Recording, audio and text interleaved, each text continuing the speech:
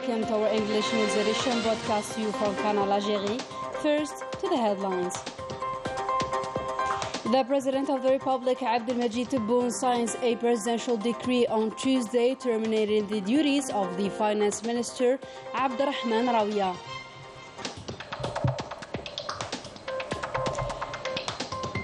The President of the Republic, Abdelmajid Tebboune, appoints Mustafa Hidawi as the head of the High Youth Council.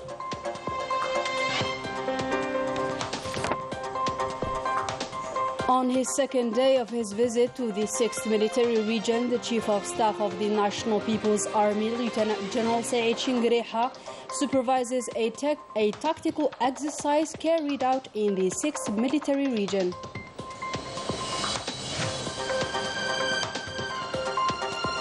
And later on, Spain's Foreign Minister Alvarez's poor performance is still arousing popular discontent and condemnation among the Spanish people.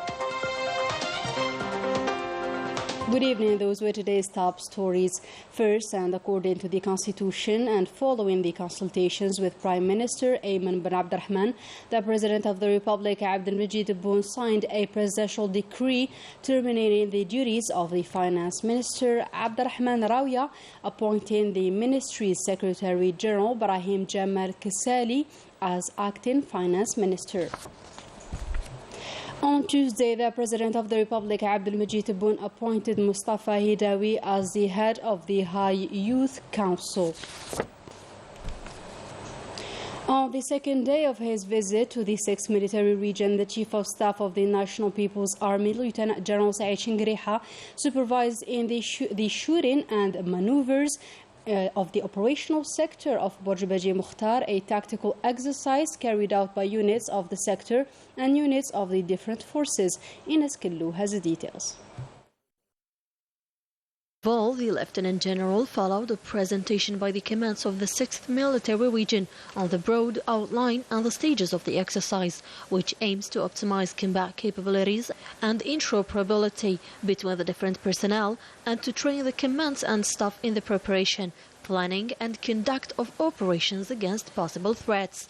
Then, at the shooting and maneuvers field of the operational sector of Borj Mukhtar, the Lieutenant General followed in company of Major General Mohammed Ajroud, commander of the 6th Military Region, and Major General Belqasem Hasnat, head of the Department of Employment and Preparation of the Staff of the National People's Army, the unfolding of the combat actions executed by the engaged units, characterized by a high level of professionalism and tactical and operational actions reflect the high capabilities of the crews and commands of all levels, particularly in terms of appropriate exploitation of the land and coordination between the participating units. They also confirm the skills of the executives in terms of setting up and conducting the various combat actions, as well as the know-how and mastery by the crews of the various weapon systems and equipment provided, which contributed to very satisfactory results reflected in the accuracy of the firing of the various weapons. It should be emphasized that the exercise also witnessed the parachuting of commando units under the protection of artillery and combat aircraft, the mission of which was to destroy the forces of an unconventional enemy which attempt to infiltrate the national territory. In addition, an operation was carried out to drop elements of special troops into the depths of the enemy's defenses. At the end, the Lieutenant General met with the personnel of the units involved in this tactical exercise in order to proceed to an objective and real assessment of stages of this exercise, which was crowned with success on all the levels of planning, preparation and execution. The Chief of Staff congratulated the executives and personnel of the units engaged in this exercise for the great efforts they made throughout the year of preparation of combat 2021-2022, while emphasizing the imperative of bringing together all necessary conditions for the benefit of the units and detachments deployed throughout the territory of the 6th Military Region, so as to enable them to accomplish their assigned missions, especially in terms of preparation and development of combat and operational capacities. Finally, the Lieutenant General reviewed the units of the operational sector of Burj Baji Mukhtar, and all those took part in the exercise. In the parliamentary activity, the President of the Council of the Nation, Salah Goujil, received on Tuesday the Secretary General of the High Commission of Englsih, C. El-Hashmi El-Saad, a consultative meeting at the request of the Commission, during which a number of issues related to the current situation were tackled.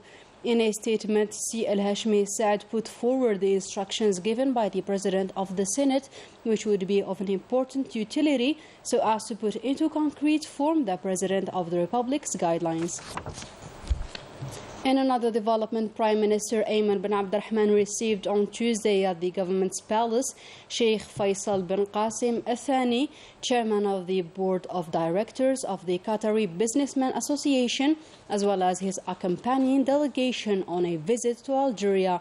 During the meeting, the two parties agreed to speed up the pace of bilateral cooperation in order to reflect the results of the last visit of the President of the Republic, Abdelmajid Tebboune, to Qatar, a visit crowned with a joint declaration and a roadmap to boost partnership between the two countries. In this context, the two sides discussed the huge investment opportunities offered by the Algerian market in several sectors. In other news, and during his participation in the 19th North African Ministerial Meeting held in the Finnish capital Helsinki, the Foreign Affairs and National Community Abroad Minister Mdal Amamra put forward Africa's efforts in preventing and settling conflicts, stressing the necessity for the international community to support African initiatives in response to the continent's needs and priorities. The participants in the meeting chose Algeria to be the host of the next session of the annual meeting slated for May 2023. For his part, the Energy Minister Mohamed Arqab received on Monday the Jordanian Minister of Industry, Trade and Supply, Youssef Shamali.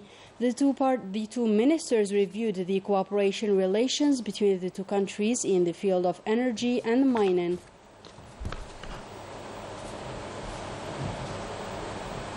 In another context, the 6th edition of Jazeera Export Fair, which kicked off with the participation of numerous operators, aims at promoting export operations towards African and European countries, but mainly to spearhead a national development. More details with Melissa Kubash. With the aim of promoting export operations outside hydrocarbons and reach the African market, a large number of economic operators took part in the 6th edition of the Professional Fair of Export. The Trade Bureau in Mauritania is put at the disposal of Algerian exporters so as to facilitate the marketing of their products. We already answered the need of the national market. Therefore, we aim to export towards African countries. The artificial fiber is available on both national and international markets, but we still aim to export towards other African and European countries. Aljex's support will allow exporters to promote national production and will open the door for several opportunities for the benefit of export institutions. During the first 4 months of the current year, we've reached $2 billion and registered an 80% rise compared to the last year. These results were due to the Trade Ministry's help.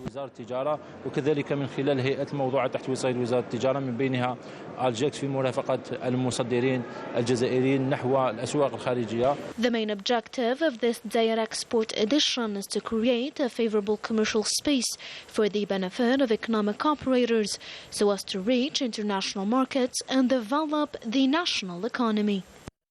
In another development, the lackluster performance of Spain's Foreign Minister Alvarez is still arousing anger and condemnation among the Spaniards. It goes against Algeria's balanced policy as a key country in the region. Melissa Kubash. Lackluster performance of Spain's Foreign Minister Alvarez, far from the diplomatic principles, has damaged his country's image abroad. In his outings, this amateur politician has worsened more and more bilateral relations between Algeria and Spain.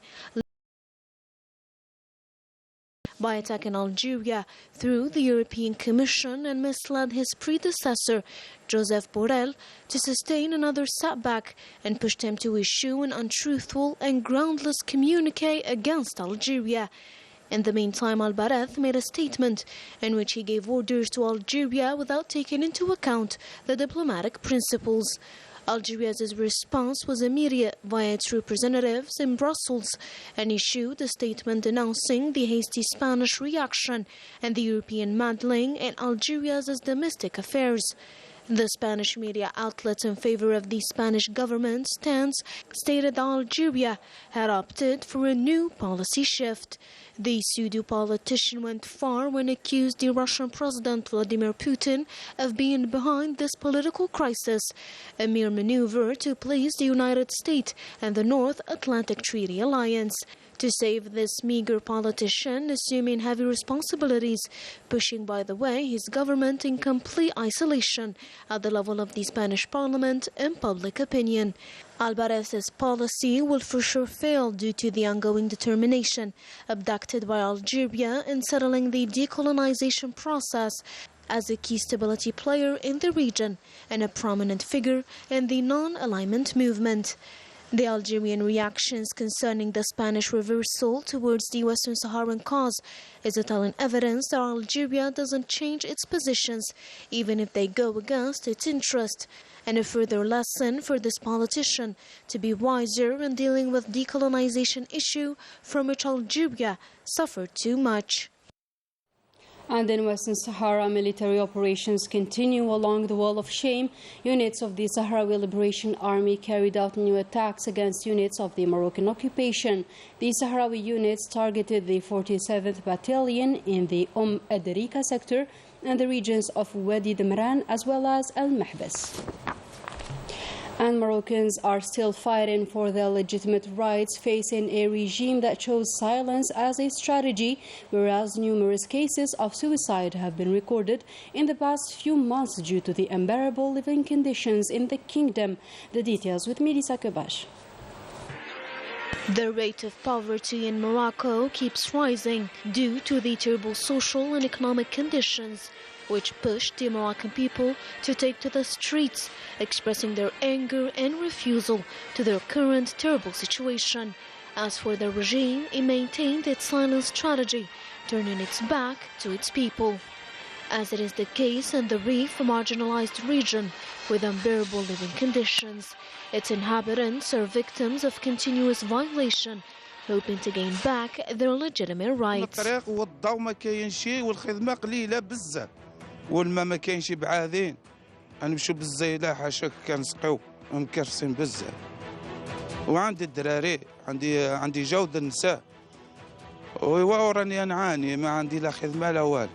The terrible conditions unfortunately led to cases of suicide committed by desperate Moroccan citizens. In only a few months, 12 suicide cases have been registered in Chefchaouen, now known for this terrible act. Moroccans are going through the worst socio-economic situation their country has ever witnessed, facing corruption and different types of abuse. The regime has transformed the entire country into a narco-trafficking hub, displacing international cartels. Some observers are now calling it a narco-state. And finally, Morocco is facing an unprecedented food crisis due to a sharp rise of the prices of the basic foodstuffs, which are out of the citizens' reach. A poor harvest season is looming and the whole situation is too alarming. More details with Sabrin Tefergenit. خوت انتم الزيت شحال واصله 140 درهم المغرب الله يرحمه هانتم الاخوان الزيت شحال واصله انا لله وانا اليه راجعون المغاربه مشاو ما بقاش حتى حاجه. Cooking oil reached 140 dirham. In Morocco, it has become a rare commodity.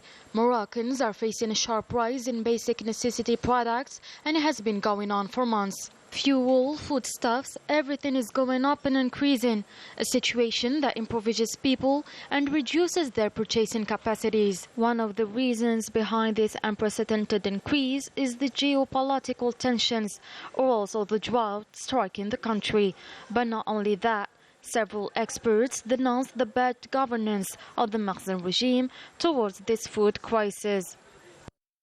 يعني مع الاسف الحكومه مشات في واحد الاتجاه ديال انها كتفضل المواد ذات ما يسمى بلي برودوي افالور اجوتي الفي، يعني المواد اللي عندها ثمن مرتفع للبيع، هي الفريز، هي لافوكا، هي هادشي كامل، وتخلت على الزراعات اللي كيحتاجوا المغاربه. ناخذ دابا الزيت، دابا كلشي كيهضر على الزيت غلات، ولكن حتى واحد ما كيسول علاش الزيت غلات، لاننا كنستوردوها، ولكن ما كنسولوش راسنا علاش شحال هذه ما كانش عندنا هذا المشكل، لان مع المخطط الأخضر وقع واحد التحول كبير في الزراعات الزيتية ديال المغرب.